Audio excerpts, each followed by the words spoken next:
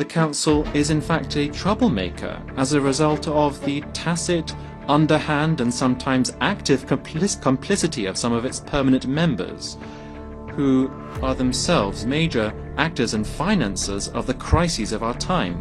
That is what the Security Council has become.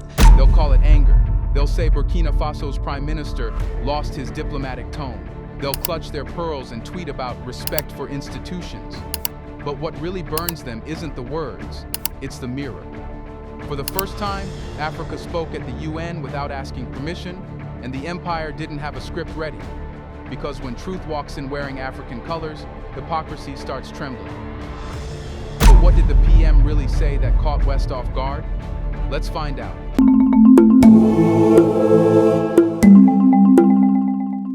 The silence that followed Burkina Faso Prime Minister Rimtalba Jean-Emmanuel Ouedraogo's speech wasn't diplomatic. It was disbelief. For the first time in decades, a leader from Africa didn't walk up to that United Nations podium to beg, to plead, or to thank. He came to accuse, to expose, and to reclaim dignity. It is high time for our organization to change paradigms, because today the United Nations finds itself in the same situation as the defunct League of Nations. The UN isn't able to make its voice heard, to ensure that its own principles are upheld. It's not capable of ensuring compliance with its decisions and resolutions by the powers that be. It's incapable of ensuring respect for international law, of settling many conflicts, or ensuring that it lives up to the task of addressing current challenges. Mr. Secretary General, you have an excellent opportunity to go down in history by shouldering your responsibilities to enact an in-depth transformation of the United Nations, on which so many hopes were pinned when it was established. You have the support of millions of people the world over to turn the organization into a genuine guarantor of peace and security in our world, instead of an instrument of domination in the hands of whoever is currently the mightiest. The 81st session of the UN General Assembly in New York, September 2025, will go down as a historical rupture. The night when a small West African nation forced the world to look in the mirror.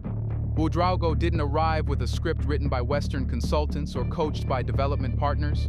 He came armed with truth, the kind of truth that leaves empires shaking. He began by turning his sights on the United Nations Security Council, calling it what generations of African diplomats whispered privately but never dared say aloud: a fiasco, a structural failure, and a pernicious body. The hall froze. The interpreter's voice stumbled. Journalists dropped their pens. And then came the line that split the world into two camps: those who cheered in silence and those who fumed behind diplomatic smiles. Ouedraogo didn't stop there.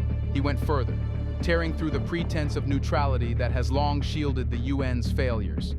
He accused certain permanent members, without naming them, yet everyone understood, of tacitly or actively fueling conflicts worldwide, describing them as arsonists disguised as firefighters. That metaphor hit like a bullet, and as the assembly tried to compose itself, he fired again. That this council, built to ensure peace, has become a trading floor for war, a marketplace of vetoes and blood. The entire room knew who he was talking about: the United States, Russia, China, Britain, and France, the five gatekeepers of the 1945 world order.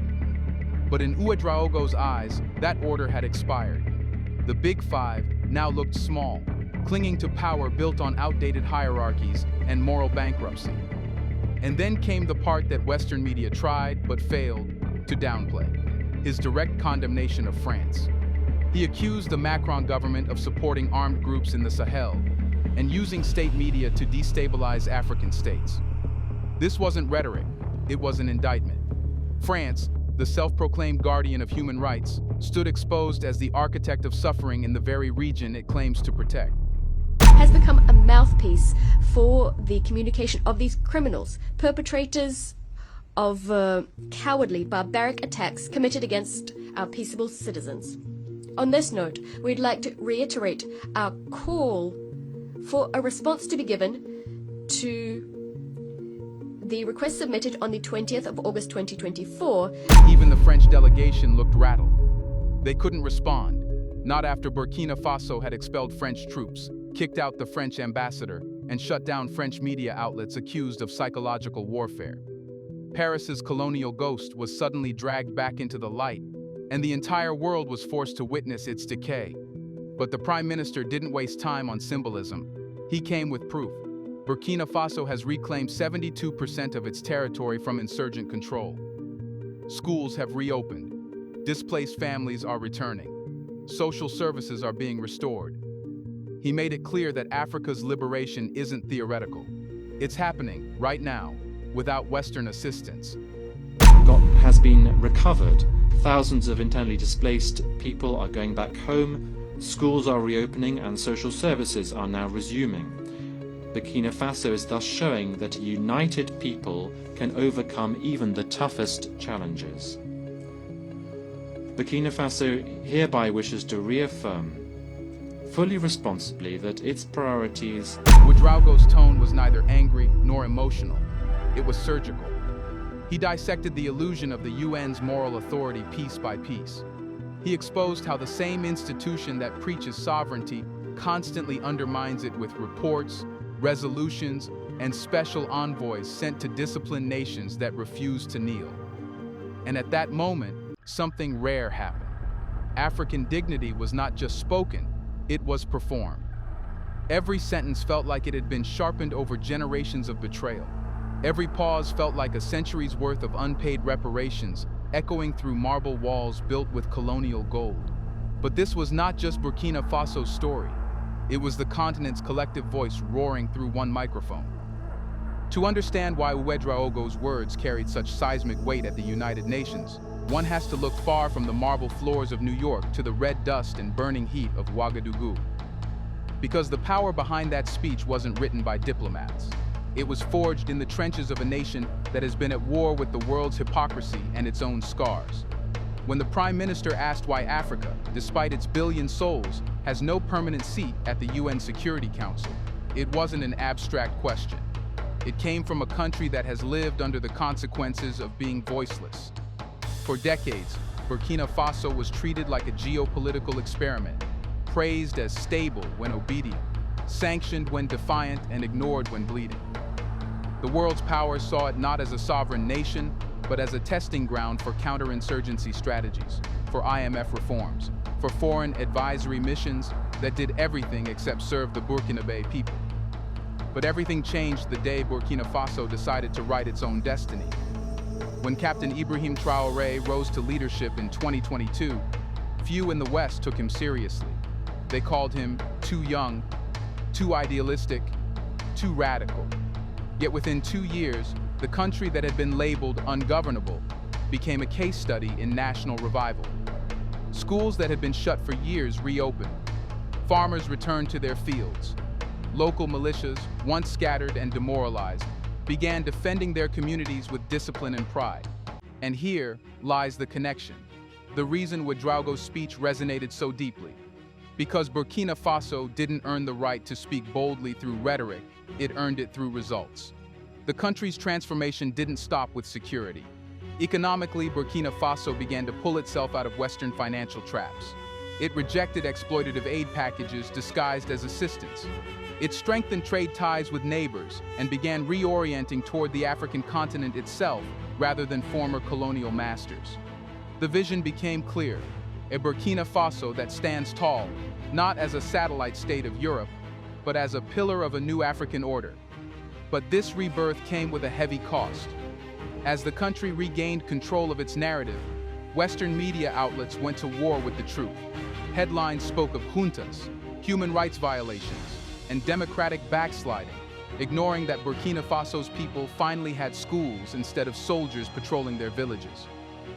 The very powers that failed to protect Africa for decades suddenly rediscovered moral outrage the moment Africans began protecting themselves. That double standard is precisely what pushed Ouedraogo's government to reject the UN's biased reports. Because how can a body that ignored the suffering of Africans for decades suddenly claim to care about children in conflict? It's not a concern. It's control in disguise. By mobilizing our defense and security forces, supported by volunteers for defending the fatherland, who are genuine heroes, by building up the Patriotic Support Fund, which is fueled by our citizens' voluntary contributions and contributions from our diaspora and friends of our country throughout the world. Since 2023, this fund has collected more than 413 billion CFA francs, which is startling proof of the patriotic spirit and unity of our people. By carrying out historic reforms to achieve food sovereignty, to restore our lands, and to relaunch our agricultural production, and to reduce our dependence on imports. These efforts that our determined people have undertaken are now bearing fruit. And the Burkina people, perhaps for the first time in modern history, began to realize something profound. They weren't alone. From Mali to Niger, from Guinea to Chad, a fire was spreading, a continental awakening. Young Africans, tired of being told what democracy should look like, began to define it for themselves.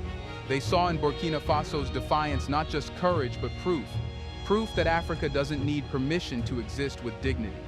That's why Ouedraogo's speech wasn't simply political, it was historical. It marked the moment Burkina Faso went from being a symbol of instability to being the spokesperson of liberation. But this awakening didn't sit well with everyone. The same powers that once claimed to defend Africa's peace began to panic. Because when Africans unite under one voice, the entire post-colonial balance begins to collapse. And as history has shown, when Africa rises, France trembles first.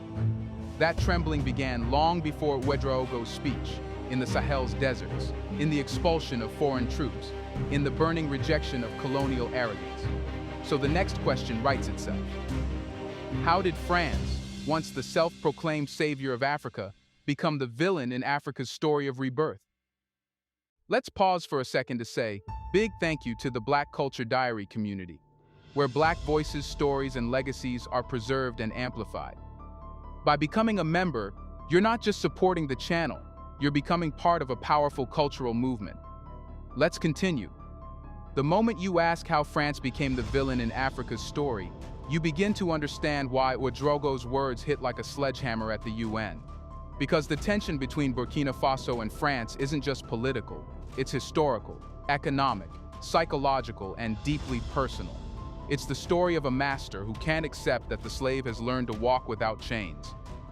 When Ouedraogo condemned the Macron government before the Global Assembly, he wasn't making accusations.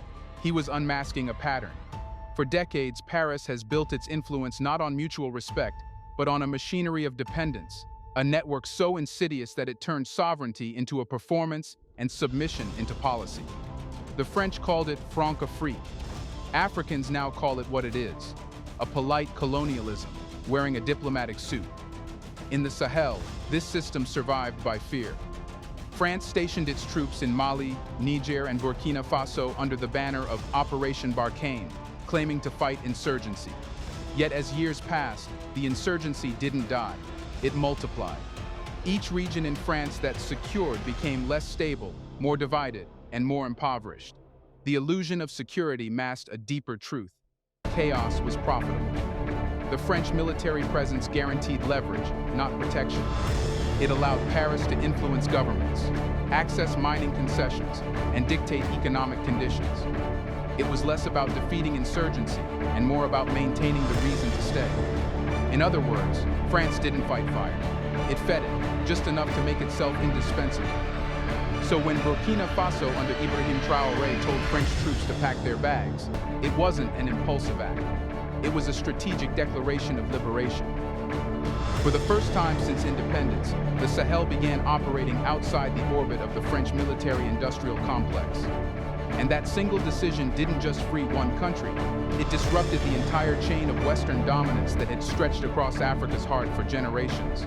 But as the military boots left, another army advanced, the media. French state broadcasters like France 24 and RFI launched a psychological campaign, shaping the narrative that Burkina Faso had fallen into chaos, that its leaders were authoritarian, and that the West was concerned about democracy. But democracy had long been a slogan France used to sanitize its control.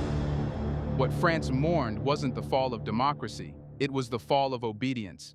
That's why Ouedraogo's speech at the UN was so unforgivable in Paris. He didn't just criticize France, he humiliated it in front of the world. He flipped the script and accused France of being the architect of instability, the silent hand behind armed groups operating in the Sahel. And he didn't speak in generalities. He detailed how French intelligence operations, humanitarian channels, and propaganda campaigns worked together to weaken sovereign governments that refused to bend. These weren't baseless accusations. Over the last decade, multiple African security analysts have exposed how weapons supplied for counterinsurgency conveniently ended up in the hands of the very rebels they were supposed to fight. The result?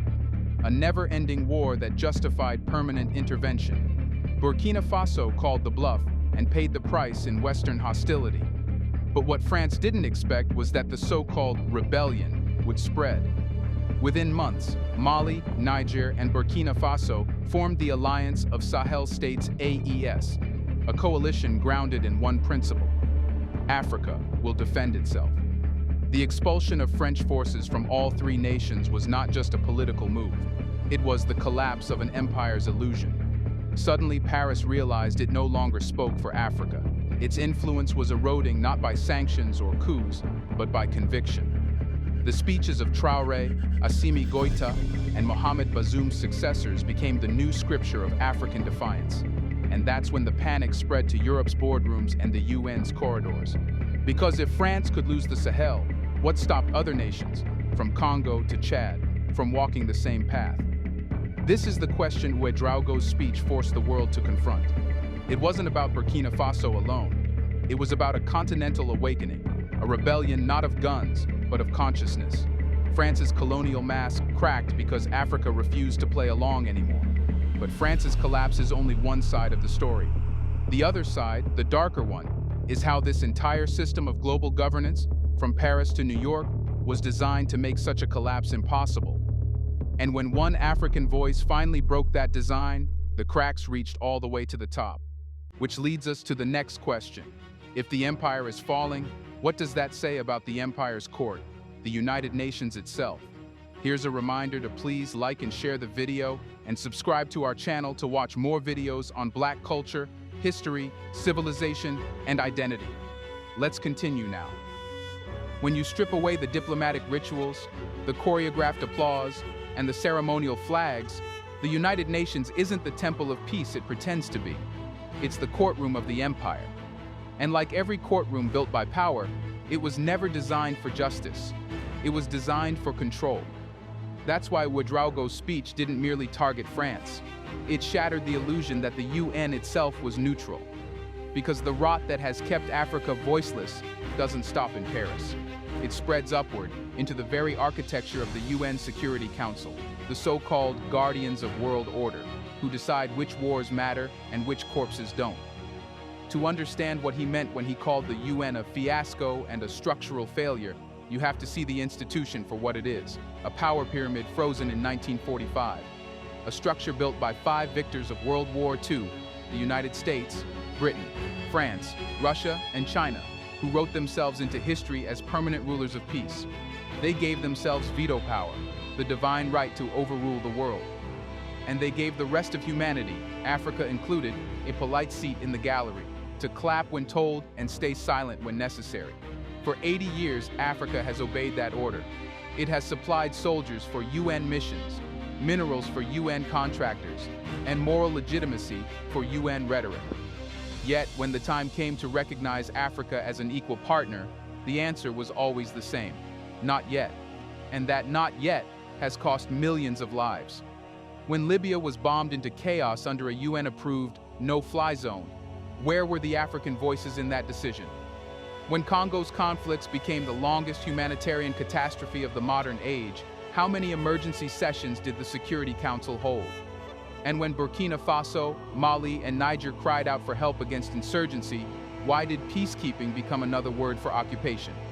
Because in the UN's moral arithmetic, Africa is not a stakeholder, it's a staging ground. A place where resolutions are passed to Polish consciences, not to change realities. Ouedraogo's fury came from experience. Burkina Faso has seen how the same UN agencies that preach neutrality arrive with Western donors' talking points in hand. Their reports accuse African governments of abuses but never name the arms suppliers or financiers of the rebel groups destabilizing the region. Their human rights briefings condemn local militias for fighting back, but go silent when foreign corporations drain billions in gold, uranium, and cobalt from African soil under legal contracts. That hypocrisy is why Ouedraogo's demand for an African seat on the Security Council wasn't symbolic. It was existential. He wasn't asking for representation. He was declaring that Africa's exclusion invalidates the UN's legitimacy. Because how can the body that governs the world claim to embody the world while ignoring the continent that births its future? And this is where the truth gets uncomfortable. The UN's crisis isn't procedural, it's moral. Its founders built it on the promise of equality, but cemented it in inequality. Every veto, every selective sanction, every humanitarian mission that smells like occupation exposes a deeper truth. The system is designed to fail when the powerful are guilty. That's why when Ouedraogo warned, "If justice does not come from this hall, Africa will build its own," the statement wasn't bravado, it was a prophecy. You can already see the foundations of that new order forming outside the UN's glass walls. The BRICS expansion, uniting economies from the global south.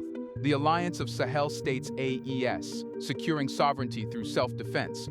And the Pan-African Payment and Settlement System, PAPSS, reducing reliance on the dollar. All are BRICS in a new multilateral house where African voices aren't background noise.